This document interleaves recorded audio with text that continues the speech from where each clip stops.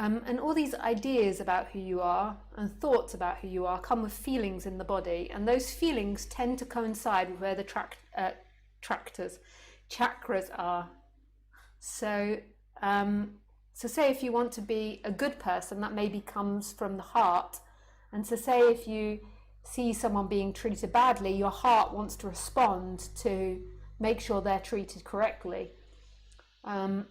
And maybe in that moment there's other things going on. You're too tired or you don't want to do it.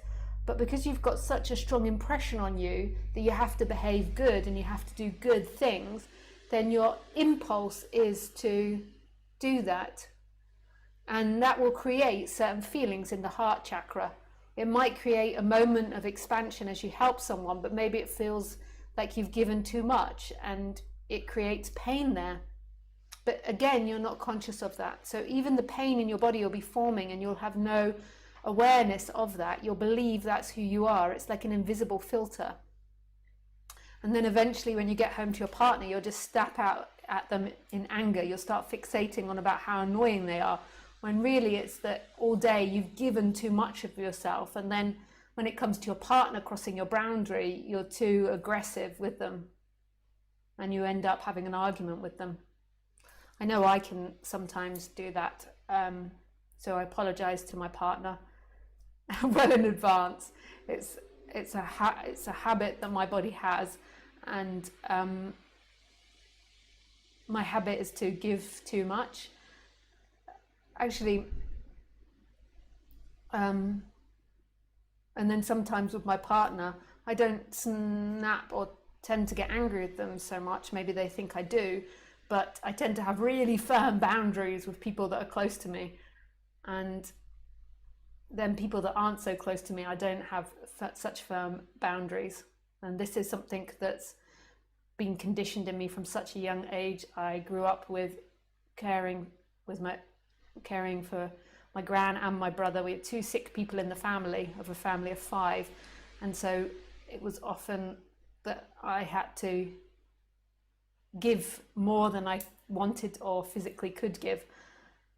And so now sometimes the people close to me get really firm boundaries, and they reflected that back to me recently. I'd forgotten I do that.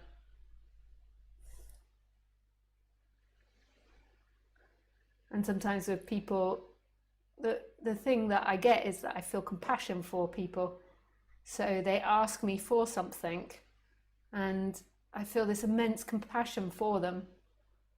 And I really want to help them and for them to be happy. But crossing your own boundaries is never a good idea. You can only give what you can give. And I have a lot of people asking me for a lot of things.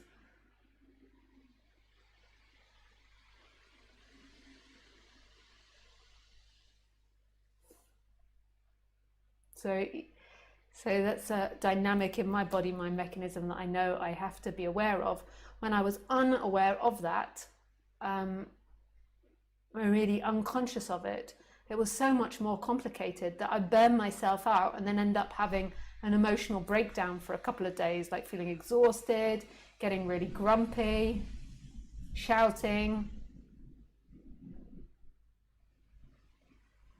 Whereas that tends not to happen so much now, because I'm aware that I have to follow my boundaries, and normally my body indicates to me when there's a boundary that's been crossed, when I'm giving too much. I can feel it in my body.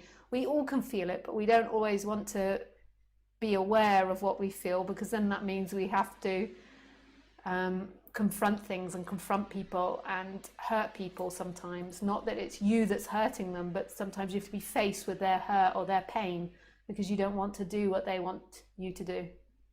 If you ignore your boundaries and ignore what you feel, then you can keep being the people pleaser.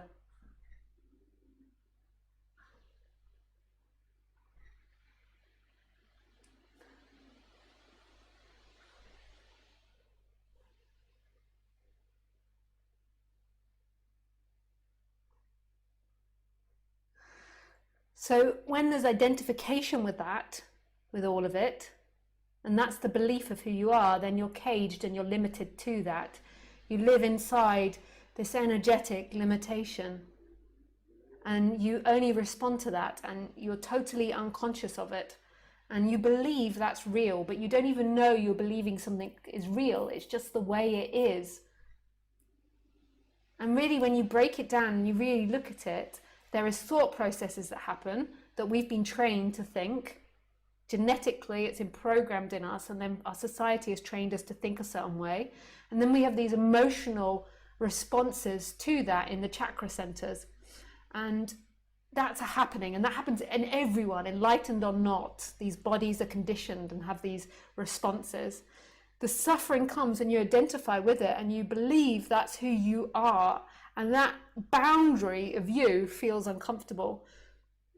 And then you seek to try to get out of that discomfort.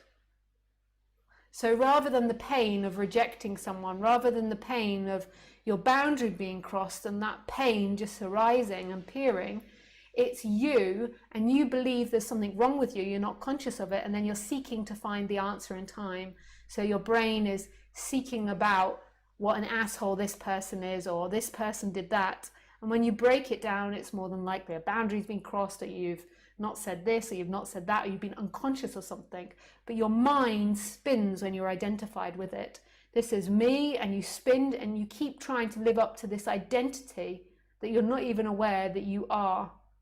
And you seek to try and find relief from it. But the more you seek to try and find relief from it, the more it encourages this identification with you.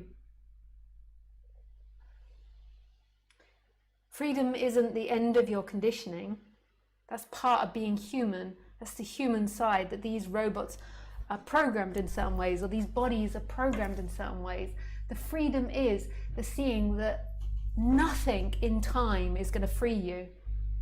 So the getting to the source of your boundaries, the end of conditioning, the end of ever giving too much, that's an imagination in time. And seeking for that in time is not the freedom.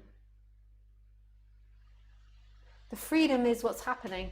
Often we have to relax our dynamics enough so we're not just sitting here really uncomfortable, because when you're really uncomfortable and all your chakras are out of balance, then of course you don't want to be here, you don't want to be present, you only want to be in time. Again, there's not a consciousness of this, but your brain is just projecting time. Get away from now, trying to get to the future, and just running on this adrenaline, trying to get away from something and trying to get to something better. And the freedom is right here in what's happening. It's in feeling uncomfortable, but often we have to undo ourselves enough to be able to accept our discomfort when we cross a boundary, when we snap at somebody, when we feel used, when we feel that we didn't give enough, or we feel that we've been selfish, and all those feelings, a total embracing of it. So the embarrassment or the shame or the discomfort arises 100% here, and it's nobody's, it belongs to life. It's not anybody's, it's free, radically free. And this isn't an exclusion of any feelings. Your feelings get more simple, you become more simple. Everything becomes more simple and understood, and dynamics will be improved, but that is not the freedom. The freedom is this moment that who you are isn't those dynamics. You are something which is watching that person, something that's experiencing that person, that's free from that person. This I am and this empty looking that's always here and always present. And then what it comes like in the human level is you just are acting, you're just responding to things. You're not trying to maintain an identity in time. You're not trying to be a good person. You're not trying to get love or own things or have things in time. That momentum can come up here, but it's not for you in time anymore. You're just enjoying it right here as it is.